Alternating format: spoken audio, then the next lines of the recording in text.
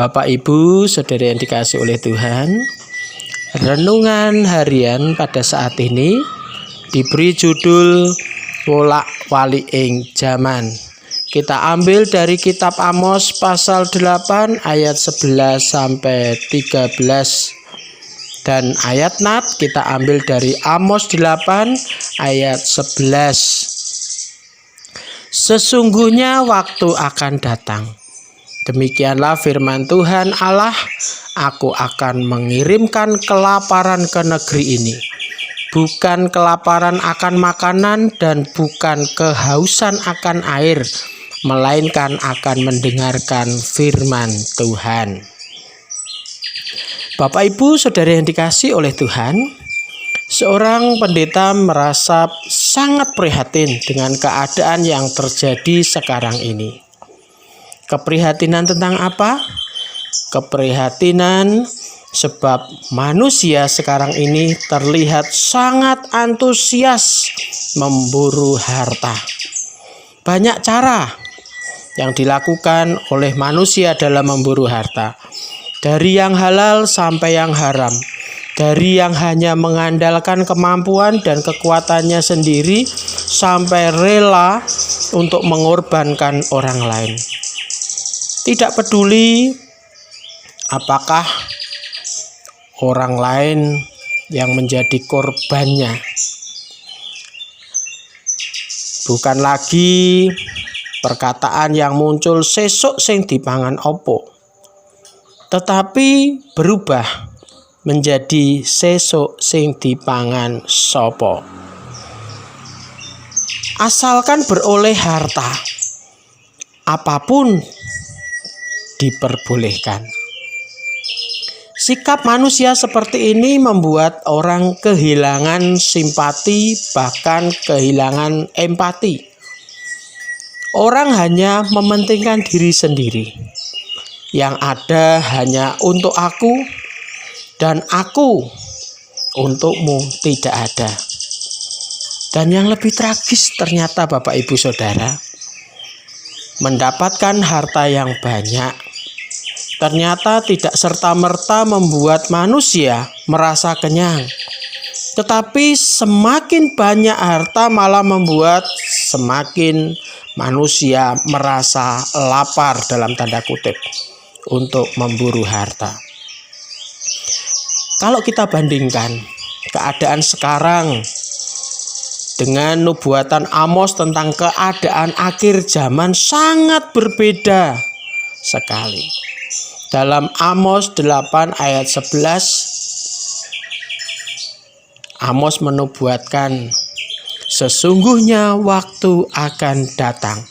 Demikianlah firman Tuhan Allah, aku akan mengirimkan kelaparan ke negeri ini. Bukan kelaparan akan makanan dan bukan kehausan akan air, melainkan akan mendengarkan firman Tuhan. Nubuatan Amos bukan masalah kelaparan karena kekurangan makanan, tetapi kelaparan tentang firman Tuhan. Kelaparan yang ada hubungannya dengan kelaparan makanan rohani. Kalau Bapak, Ibu, Saudara kekurangan makanan, kekurangan minuman, sedangkan makanan dan minuman adalah sesuatu yang dibutuhkan oleh tubuh. Karena dalam makanan ada vitamin, ada gizi yang sangat dibutuhkan oleh tubuh. Kalau manusia kekurangan makanan dan minuman, tentu tubuh akan lemah, bahkan bisa mati. Karena apa? Kekurangan vitamin, kekurangan gizi yang sangat dibutuhkan oleh tubuh. Demikian kalau tubuh rohani kita mengalami kelaparan, apa yang akan terjadi? Tentu tubuh rohani membutuhkan asupan makanan. Tetapi ayat 12 dikatakan mereka akan mengembara dari laut ke laut dan menjelajah dari utara ke timur untuk mencari firman Tuhan, tetapi tidak mendapatkannya. Ketika orang mengalami kelaparan rohani, mereka membutuhkan firman Tuhan, tetapi firman Tuhan tidak ada. Ayat 13 semakin menjelaskan, pada hari itu akan rebah lesu anak-anak darah yang cantik dan anak-anak teruna karena haus. Jadi dampaknya Bapak Ibu sangat jelas. Ketika orang mengalami kelaparan rohani dan tidak dikenyangkan oleh firman Tuhan, manusia akan mengalami kematian rohani. Dan lebih parah lagi, kematian kekal. Oleh karena itu Bapak Ibu, sebagai orang yang percaya, kita harus sadar bahwa zaman itu tidak selalu sama. Orang Jawa bilang ada wolak-walik ing zaman.